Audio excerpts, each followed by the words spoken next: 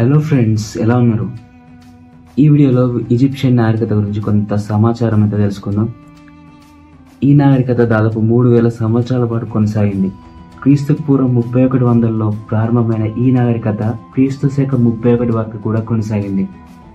అంటే రోమ్ సామ్రాజ్యం ప్రారంభం అయ్యే వరకు కూడా ఈ నాగరికత సజీవంగానే ఉంది. ఈ ఈజిప్షియన్ దేవుళ్ళ సంఖ్య వందల్లో ఉండేది. ముఖ్యమైన దేవుడైతే సూర్యదేవుడు, ఇంకా ఐసిస్, ఒరిసిస్, అనుబిస్ ఇవి ఉదాహరణలు. మమ్మీలను తయారు చేయడం వీరికి ఒక ప్రత్యేక కళ.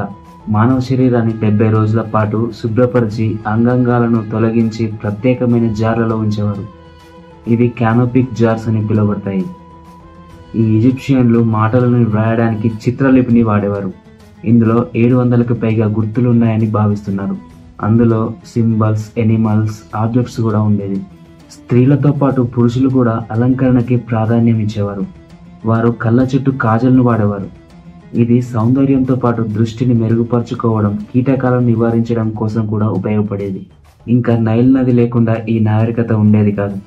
ప్రతి సంవత్సరం ఈ నదికి వరదలు రావడం వల్ల సారవంతమైన భూమి ఏర్పడి వ్యవసాయానికి అనుకూలమైంది. ఈ ఈజిప్షియన్లను పాలించిన ఫారో రాజులు దేవతల దూతలుగా పరిగణింపబడేవారు.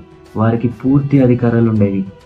ఈజిప్షియన్ ప్రజలు నక్షత్రాల దిశలను బట్టి పంటల కాలాన్ని, వరదల రాకలను అంచనా వేసేవారు. ముఖ్యంగా వీరు మరణానంతరం జీవితం పైన నమ్మకాలను కలిగి ఉండేవారు.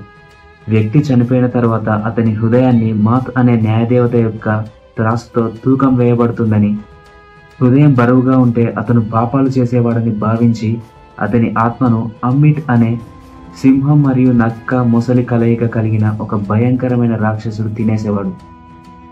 మమ్మీ చెడిపోతే ఆ వ్యక్తి శాశ్వతంగా నరకంలో ఉండిపోతుందని నమ్మకం ఉండేది. అందుకే శరీరాన్ని శాశ్వతంగా కాపాడేందుకు చాలా జాగ్రత్తగా మమ్మీని తయారు చేసేవారు. కళ్ళను కూడా తీసేసి రత్నాలతో నకిలీ కళ్ళను పెట్టేవారు. ఇంకా రాజుల సమాధిని తవ్వితే లేదా లూటీ చేస్తే భయంకరమైన శాపాలకు గురవుతారని నమ్మకం. చాలామంది ఈ సమాధులను ఎగ్జావేషన్ చేసిన తర్వాత రహస్యంగా చనిపోవడం, అనుకోని ప్రమాదాలు జరగడం వల్ల ఫారోస్ కర్స్ అనే కథలు కూడా పుట్టుకొచ్చాయి. ఈ ఈజిప్షియన్ల ఆఖరి అనుసరణ జరిగే వరకు కూడా మృతుల ఆత్మలు తిరుగుతూ ఉంటాయని నమ్మేవారు. వీటిని నిర్మూలించడానికి విశేషమైన మంత్రాలు, అక్షరాలను పిరమిడ్లలో గల రహస్య గదులలో ముద్రించేవారు. ప్రారంభ కాలంలో రాజులు మరణించినప్పుడు వారి సేవకులను జతగా బలి చేసేవారు, మరణానంతరం జీవితంలో సేవ చేయడానికి.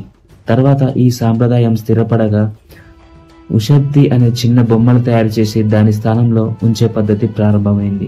ఈ ఈజిప్షియన్లు మనిషికి ఆత్మ ఒకటే కాదు, మిగతా 9 భాగాలుగా ఉంటుందని, అందులో కొన్ని జీవశక్తి, వ్యక్తిత్వం, పేరు, హృదయం, పాపాల స్థలాలు, ఇలా కొన్ని భాగాలుగా నమ్మేవారు. ఈ నమ్మకాల వల్ల వారు చాలా భయంతో పాటు భక్తితో కూడిన జీవితం గడిపేవారు.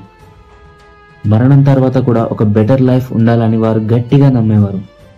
ఈ వీడియోలో ఈజిప్షియన్ నాగరికతకు సంబంధించిన కొన్ని నమ్మకాలు, వాస్తవాలు, సాంప్రదాయాలను కొంతవరకు తెలుసుకున్నారని అనుకుంటున్నాను. And thanks for watching.